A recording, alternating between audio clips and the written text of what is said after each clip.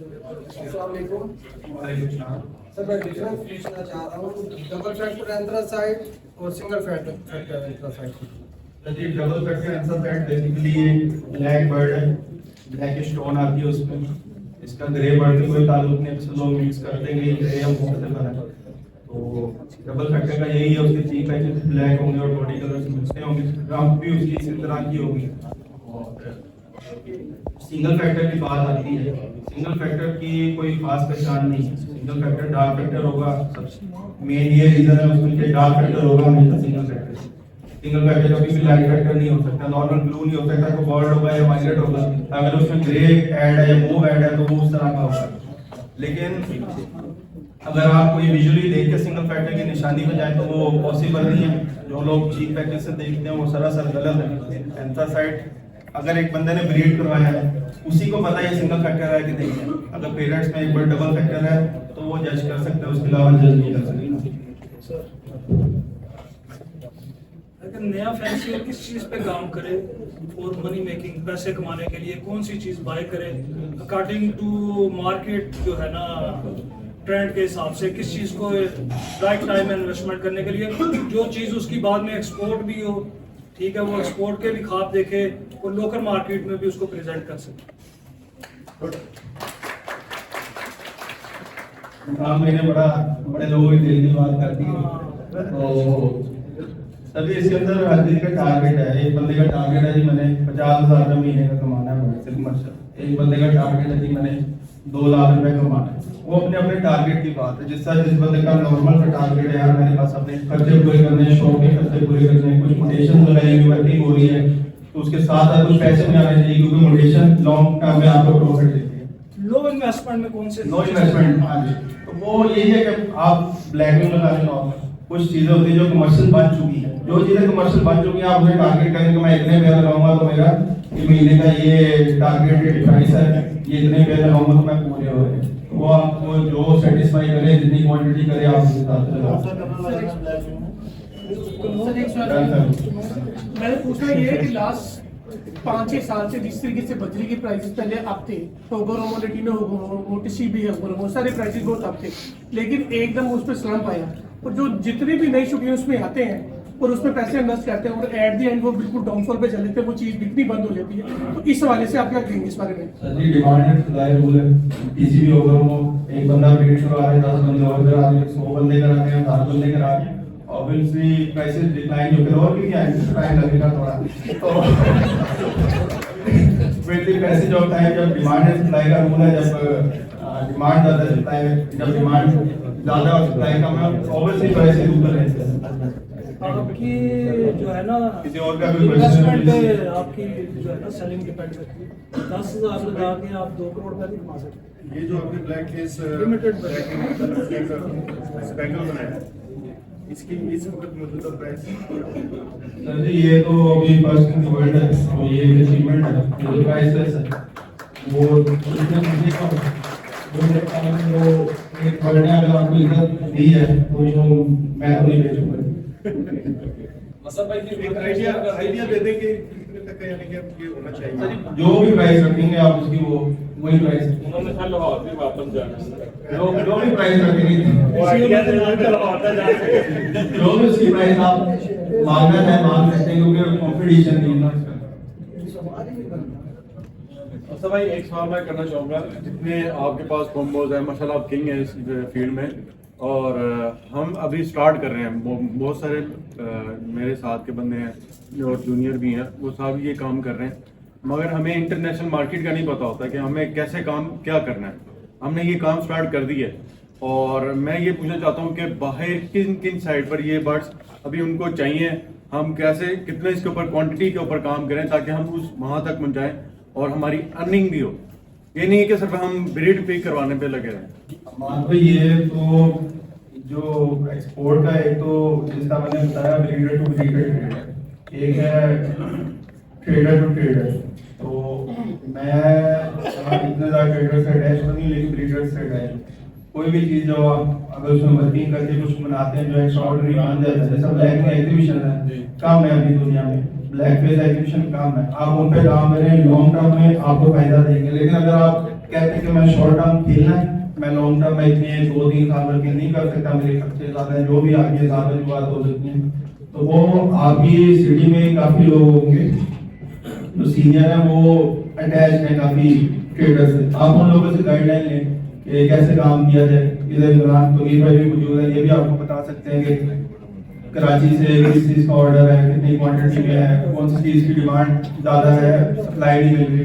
तो ऐसी चीजें आप अपने जो भी सीनियर है उनसे भी गाइडलाइन ले सकते हैं वक्त के साथ साथ। क्योंकि अगर मैं आपको भी कोई चीज बताऊंगा तो वो 6 महीने बाद हो सकता है ट्रेंड में ना हो, तो मैं इसीलिए नहीं बता रहा क्योंकि आप बात वो चीज के पीछे पड़े हैं तो वो उसका डिमांड ना जब तक आप बताएं, इसलिए वक्त के साथ साथ जो भी आएगा उसे अपग्रेड करना। असद भाई, मेरा एक सवाल है कि हमारे पाकिस्तान में ही ऐसा क्यों है कि 1 साल कोई रोटेशन नहीं चलती और वो जो है, और बस आप समझ रहे होंगे कि अब यहाँ पे बाज़ औक़ात ऐसा होता है जिन्होंने बर्ड लिया लेके ब्रीड करवा रहे हैं और इनको अल्लाह ताला ने बहुत माल दिया है। जैसे आपने कहा कि अगर नहीं लेंगे तो काम कैसे करेंगे, तो क्या ऐसी सूरत हाल की जाए कि जो लेने वाले बर्ड हैं, जो पैसे खर्च करने वाले हैं वो तो करें, लेकिन जो आप लोगों से लेके नीचे काम कर रहे हैं और साल के अंदर अंदर ये आवाज आती है जी ये हो गया, धमाका हो गया, ये रेट ये 2 लाख वाला जनाब 10,000 में नहीं सेल हो रहा। इसमें जो आप यहाँ पे हैं, आप क्या पॉजिटिव रोल प्ले कर सकते हैं इमरान भाई, क्या पॉजिटिव रोल प्ले कर सकते हैं, किस अंदाज से हमारे ब्रीडर को हौसला अफजाई की जाए कि वो ब्रीड करवाएं और हम हैं। मिसाल के तौर पे इमरान भाई है, इमरान भाई कहें कि यार मैं हूँ यार, कोई मसला नहीं है, ये ना कहे कि यार मैं क्या करूँ, बेच लें फिर आप, एक बात कर रहा हूँ। तो इसके हवाले से भी काफी यानी कि शबीर भाई, जब आप बाय करने जाते हैं ना बर्ड, तब आपने इमरान भाई से नहीं कभी पूछना, मैं सबसे कभी नहीं पूछना, आपने सबसे चुप करके जाना है हिडन, कि किसी को पता ना चले। जब आप हिडन जाते हैं ना तो आप इतने पैसे खर्च जाते हैं जितने पैसों की वो चीज नहीं होती। आपकी इन्वेस्टमेंट पे आपकी सेलिंग डिपेंड कर रही होगी। अगर 10,000 की चीज खरीदी है, 5,000 का बचा वेट या बैलेंस। अगर आप 10,000 वाली चीज लाख रुपए की परचेज करना है, वो उसका डिफरेंस नहीं मिलेगा कभी। लेकिन मैं इस पे ये कहना चाहूंगा कि वो तो आप ठीक कह रहे हैं, लेकिन यहाँ पे हम अगर जाते हैं मिसाल के तौर पे किसी और ब्रीडर के पास, चले इमरान साहब के पास चले जाते हैं, उन्होंने तो एक्जी लगाया, उन्होंने कहा ना लाई है। उसके पास चलेगा म्यूटेशन के लिए, वो कहेगा एक्जी ना लगाना। उसके पास चलेगा, वो कहेगा लंबर ना लगाना। उसके पास चलेगा, वो कहेगा यार ये लगा रहा है, ये तो जहर है, इसको तो किसी ने पूछना ही नहीं है। मैं इसलिए कह रहा हूँ कि ये प्लेटफॉर्म है, यहाँ पे इतने सालों की इन्वेस्टमेंट है, इन लोगों को कोई हौसला अफजाई होनी चाहिए कि नहीं यार आप ब्रीड करवाओ, हम हैं, मैं हूँ यार, मैं अपने बंदे को किया हूँ। जो आप कह रहे हैं ना, जिस बंदे ने जाना है 10 घरों में पता करने के लिए, उसने सिर्फ चस्के लेने जाना है।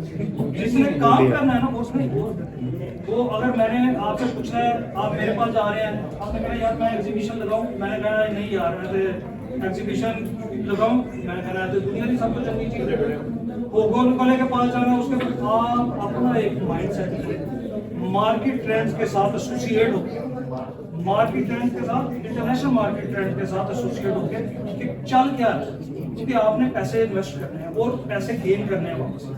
जब आप एसोसिएट होंगे ना बिल्कुल अपने माइंड सेट के साथ, देन लॉस के बिल्कुल माइनर चांसेस होते हैं। सेकंड, बर्ड जब ब्रीड कर जाता है, कोई भी बर्ड, एनीवन म्यूटेशन, कोई भी, वो बड़ा बर्ड है छोटा बर्ड है ये कंसर्न नहीं करता, उस बर्ड में लॉस नहीं आपको हो सकता, उस बर्ड में लॉस नहीं होता।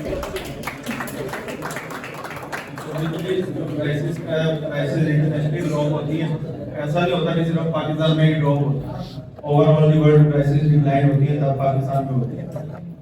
अक्सर लोगों को नहीं आइडिया होता, लेकिन जो लोग बाहर रातों में होते हैं उन्हें पता है जो भी प्राइसेस डाउन होती है इंटरनेशनल होती है। दूसरी बात के प्राइसेस डाउन आ गई तो इसमें मादक के साथ सबसे बड़ा किरदार बड़े ब्रीडर का तो कोई किरदार नहीं, क्योंकि बड़ा ब्रीडर मजबूत है, वो आपको अच्छी प्राइसेस पे सेल करेगा। जब एक बंदे ने ज्यादा एक्सपेक्टेशंस रख के दी मैं होते हुए इसकी गड्डी लेनी थी, तो वो जब आएगा तो उसके एक्सपेक्टेशंस बहुत हाई हैं, फिर वो अपना जो उसने टारगेट सेट किया है कि मैंने गाड़ी लेनी है 50 लाख की गाड़ी है, तो उधर प्राइस ड्रॉप होती है। बड़ा ब्रीडर कभी भी प्राइसेस नहीं ड्रॉप करता। जो उससे बंदा लेके जाता है तो उसने लाख रुपया नहीं मांगा, एड लगाया लाख रुपए का नहीं दिखा जी, 2 हफ्ते बाद 70,000 रुपए का, 3 हफ्ते बाद 50,000 रुपए का, तो प्राइसेस का ड्रॉप होती है। जो बड़ा ब्रीडर है वो अपने रेट मेंटेन इसलिए करता है, हम लोग कहते हैं महंगा नहीं है, वो प्राइसेस मेंटेन इसलिए कर रहा है क्योंकि जब वो लाख रुपए का, अगर वो 1.5 लाख का बेच रहा है, आप लाख रुपए का बेच रहे हैं, जब वो लाख रुपए का बेचेगा तो आप कितने का बेचेंगे? ऑब्वियसली 80,000 का बेचेंगे। जब 80 का बेचेगा तो कंपटीशन स्टार्ट। तो हमें अपना अपना किरदार इसके अंदर खुद ही अदा करना है। और दूसरी बात आपकी कि कोई कहे कि मैं बर्ड लेने के लिए, फिर सर जी उसके अंदर मोटेशन ब्रीड ना कराएं। फिर आप दुकानदार के पास जाएं, उससे पूछे जी मैं कौन सी चीज ब्रीड कराऊं, किसी ट्रेडर के पास जाएं, उससे पूछे कौन सी चीज तुझे चाहिए मैं ब्रीड कराऊं, फिर आप उसकी डिमांड के मुताबिक काम करें। एक ब्रीडर है, उसका ये काम तो नहीं है कि आपकी बर्ड भी सेल कराएं, उसका काम तो अपनी ब्रीडिंग है। लिया जाए एज ए कारोबार ना लिया जाए। अभी मैंने बताया कमर्शियल चीजें और हैं, और आपकी शॉप की और जो पोटेंशियल चीजें वो डिफरेंशिएट काफी ज्यादा फर्क है उसमें, हम उसे एक कैटेगरी के अंदर नहीं गिन सकते। किसी और का कोई सवाल है? जैसे आप जाते हैं दूसरे ममालिक में, वहाँ पे भी किसी चीज़ का रुझान है, जैसे BHP शो हो गया, टैग शो हो गया, प्लान शो हो गया, दूसरे मुल्कों में एक ही शो होता है,